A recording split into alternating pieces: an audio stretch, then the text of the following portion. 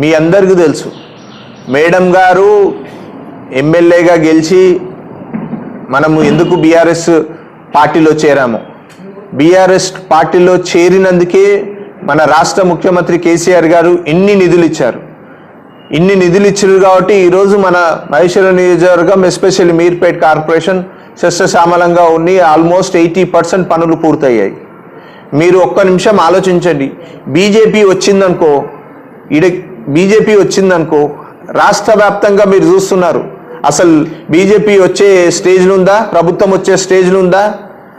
ఒక ఎమ్మెల్యే ఏం చేయగలుగుతారు? ఏమి చేయలేరు.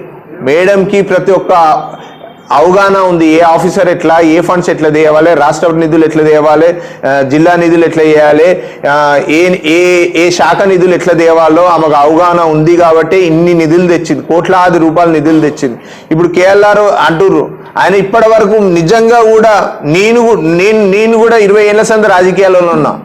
నేను కూడా 20 చిన్నోనే కానీ 20 ఏళ్ల సంది క్రియాశీలక రాజకీయాల్లో ఉన్నాను. ఇప్పటి వరకు ఆయన నేను ఫేస్ చూడలేదు. అంటే అర్థం చేసుకోండి, కామన్ పబ్లిక్కి ఏం చేస్తాడు, కామన్ పబ్లిక్కి ఏం చేయగలుగుతాడు. ఆయన పొద్దున్న లేస్తే నేను చెప్పొద్దు కానీ పొద్దున్న లేస్తే ఆయన దినచర్య ఏందో చెప్తే బాగుండదు.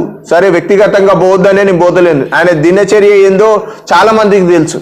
సో నేను అనేది ఏంది అంటే మళ్ళా కూడా మీరు రేపు వాళ్ళు వచ్చినా కూడా ప్రభుత్వం వచ్చేది లేదు, ఎమ్మెల్యే గారు చేసేది లేదు. సో మనం రేపు అయితే మన మంత్రిగా ఆల్రెడీ మేడం ఉంది, మళ్ళీ మంత్రి అవుతుంది.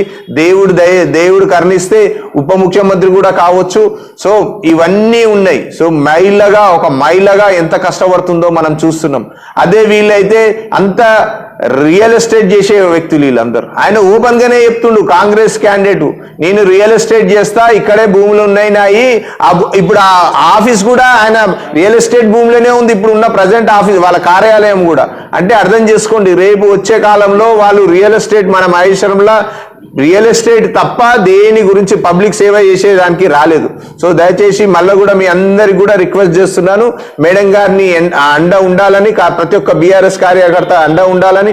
ఏ కష్టం వచ్చినా నష్టం వచ్చినా మా మేడం గారు కానీ, మేడం వాళ్ళ కొడుకులకు కానీ, మాకు కానీ, నాయకులకు కానీ మీకు ఏం కష్టం వచ్చినా మాకు ఒక ఫోన్ కాల్ చేస్తే మీ దగ్గర వచ్చి మేము మీ దగ్గరకు వచ్చి వాళ్తామని చెప్తూ, ఏ కష్టం వచ్చినా ఉంటామని చెప్తూ మరొకసారి మీరందరూ కూడా ధన్యవాదాలు చెప్తున్నాను.